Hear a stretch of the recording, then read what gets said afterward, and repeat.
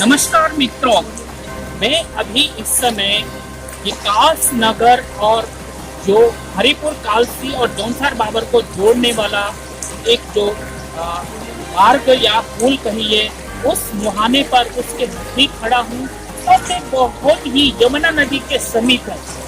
आप देख रहे हैं यमुना नदी बह रही है और इस समय अपना जो है कुछ रूप में बह रही है। और आपको दिखाना चाहता हूँ कि ये उस जमाने का अंग्रेजों के समय का एक नीति है। अब इसका मात्र एक अवशेष है। ये कहा जाता है कि अंग्रेजों के शासनकाल में ये पुल बनाया गया था, निर्माण किया गया था। और इस पुल की खासियत ये थी कि ये पुल चाबी से खुलता था और चाबी से ही बंद होता था और एकमात्र विकल्प था और इससे एक समय निश्चित था कि ये पुल इस समय खुलेगा और इस समय बंद होगा। और उसी अनुसार यहाँ के जो लोग आवागमन के लिए आते जाते थे वो आने जाने का कार्य करते थे। अब इसके मात्र इसके अवशेष रह गए हैं। कुछ पिलर है जो कि नदी के बीच में है, एक नदी के उस छोर पर है और इस नदी के छोर पर है।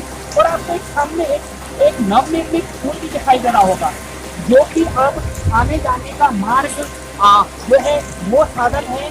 अब ये पुल मात्र एक हमारे ऐतिहासिक विरासत के रूप में उस अंग्रेजों के जमाने का याद दिलाता है जो कि उस समय अंग्रेजों ने अपने अवशेष छोड़ के गए थे। हिंदुस्तान छोड़ते छोड़ते, हमारे देश को छोड़ते छोड़ते कुछ चीजें जो है अंग्रेजों के शासनकाल के हैं जो आज भी विद्यमान है। और चारों ओर आप देख रहे हैं हरियाली है, पहाड़ी है और यहीं पर एक आश्रम भी है।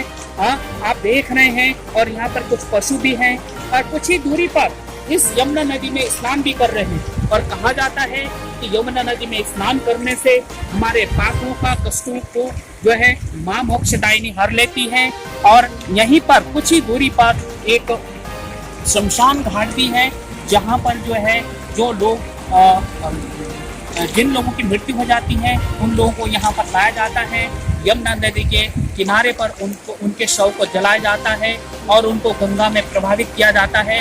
हमारे हिंदू धर्म में ये मान्यता है कि जो जिसके शव का जो अस्थियां वे गंगा में बहाया जाता है। और यहाँ के लोग गंगा और यमुना का फर्क नहीं है, चाहे आप गंगा में चाहे यमुना में आप विसर्जित करें, ये आपका आस्था का विषय है, हमारे आस्था का विषय है। जिसमें हमें विश्वास है उसी में हम लोग जो है उसको प्रभावित करते हैं। तो यहाँ पर जो है शव को जलाने के बाद ये यमुना नदी में प्रभावित कर दिया जाता है और ये बहुत ही पवित्र स्थान है। और हमारे हिंदू धर्म में माँ यमुना को मोक्षदायिनी माँ ये कहा गया है। इसके जल में स्नान करने से हमारे बहुत सारे कष्टों, बहुत सारे पापों का भी नाश होता है। ऐसी मान्यता हमारे धर्म में और हमारी आस्थाएं भी है। धन्यवाद। अब मैं ज़्यादा कुछ न कहते हुए आपसे मैं विदा लेता हूँ। अब विकास नगर